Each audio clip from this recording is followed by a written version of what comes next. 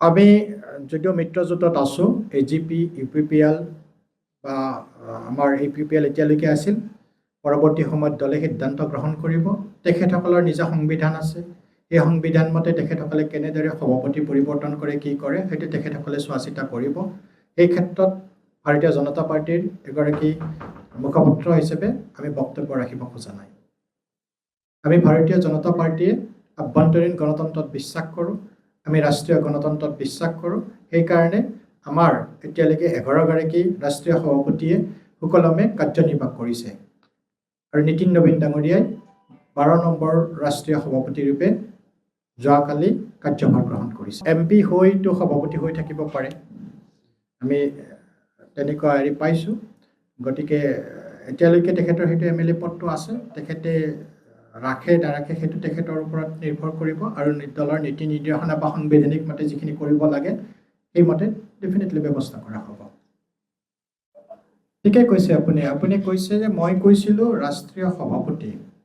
আমাৰ দলটোত এনেকুৱা নহয় যে কাৰোবাৰ MPৰ পুত্ৰই MP হ'ব নোৱাৰে বা মন্ত্ৰীৰ পুত্ৰই মন্ত্ৰী হ'ব নোৱাৰে আপুনিতো নীতিন নবীন ডাঙৰীয়াৰ কথা কৈছে ঠিক তেনেকৈ আমাৰ সুষমা স্বৰাজৰ ছোৱালী বানসুৰাজ স্বৰাজো আছে কিন্তু তেখেতসকলে দলটো নিৰ্ধাৰণ কৰা নাই মই কৈছোঁ যে সভাপতিৰ আসনখন অলংকৃত কৰিছে কংগ্ৰেছত হৈছে কি কংগ্ৰেছৰ পুত্ৰইহে সোনিয়া গান্ধীৰ পুত্ৰইহে সভাপতি হ'ব পাৰিব কিন্তু সুষমা স্বৰাজে সভাপতি হৈ তেখেতে ডাঙৰীয়ানী সভাপতি হৈ সভাপতিৰ পদত ছোৱালী অধিষ্ঠিত হোৱা নাই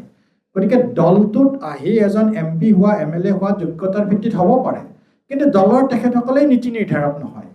আমি গণতান্ত্ৰিক পৰম্পৰাৰে দলৰ নীতি নিৰ্দেশনা নিৰ্ধাৰণ কৰা হয় আমি যদিও মিত্ৰজোঁটত আছোঁ AGP UPPL বা আমাৰ APPL এতিয়ালৈকে আছিল পৰৱৰ্তী সময়ত দলে সিদ্ধান্ত গ্ৰহণ কৰিব তেখেতসকলৰ নিজা সংবিধান আছে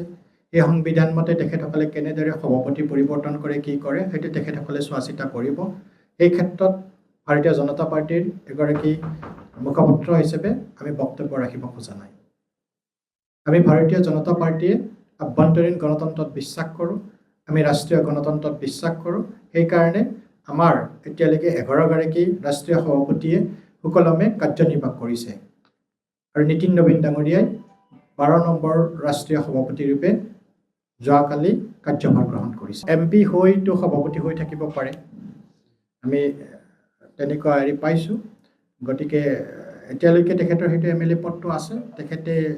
ৰাখে নাৰাখে সেইটো তেখেতৰ ওপৰত নিৰ্ভৰ কৰিব আৰু দলৰ নীতি নিৰ্দেশনা বা সাংবিধানিক মতে যিখিনি কৰিব লাগে সেই মতে ডেফিনেটলি ব্যৱস্থা কৰা হ'ব ঠিকে কৈছে আপুনি কৈছে যে মই কৈছিলোঁ ৰাষ্ট্ৰীয় সভাপতি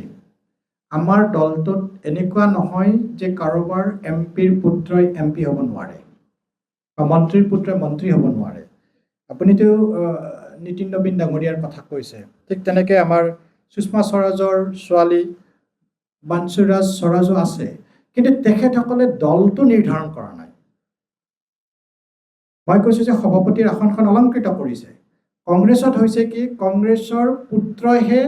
সোনিয়া গান্ধীৰ পুত্ৰইহে সভাপতি হ'ব পাৰিব কিন্তু সুষমা স্বৰাজে সভাপতি হৈ তেখেতে ডাঙৰীয়ানী সভাপতি হৈ সভাপতিৰ পদত ছোৱালী অধিষ্ঠিত হোৱা নাই